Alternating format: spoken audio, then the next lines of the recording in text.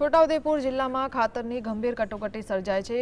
મકાઈનું વાવેતર થયા બાદ ખાતરની તાત્કાલિક જરૂરિયાત ઊભી થતા ખેડૂતોને ખાતર ખરીદવા માટે લાંબી કતારોમાં ઊભા રહેવાની ફરજ પડી છે। જગતનો તાત સવારે 5 વાગ્યાથી લાઇનમાં ઊભો રહે છે ને બપોરના 2 વાગ્યા સુધી ખાધા પીધા વિના માત્ર 2 થેલી ખાતર માટે મુશ્કેલી વેઠી રહ્યો છે।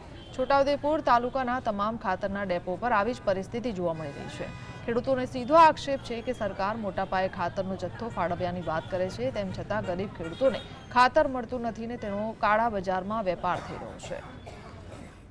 છોટાઉદેપુર જિલ્લો આદિવાસી જિલ્લો છે। આદિવાસી જિલ્લામાં મકાઈનું વાવેતર થઈ રહ્યું છે, ત્યારે ખાતર લેવા માટે મોટી લાઈનો પડી રહી છે। આપ તસવીરોમાં જોઈ રહ્યા છો, મહિલાઓ મોટી સંખ્યામાં લાઈનમાં લાગી છે। આ છોટાઉદેપુર નગરના ટાઉનના દ્રશ્યો છે। આપને દ્રશ્યો બતાવીશું। બીજી તરફ જે ખેડૂતો સવારથી લાઈનમાં ઊભા છે, 4-4, 5-5 દિવસથી ખેડૂતો ખાતર લેવા માટે આવે છે, પરંતુ તેઓને ખાતર મળતું નથી। આદિવાસી વિસ્તારની અંદર હાલ જે ડાંગરનો પાક નિષ્ફળ જતા ખેડૂતો મકાઈનું વાવેતર કરવું છે, તેઓને જરૂરિયાત છે ખાતરની, ત્યારે જરૂરિયાતના સમયે સરકાર ખાતર આપતી નથી।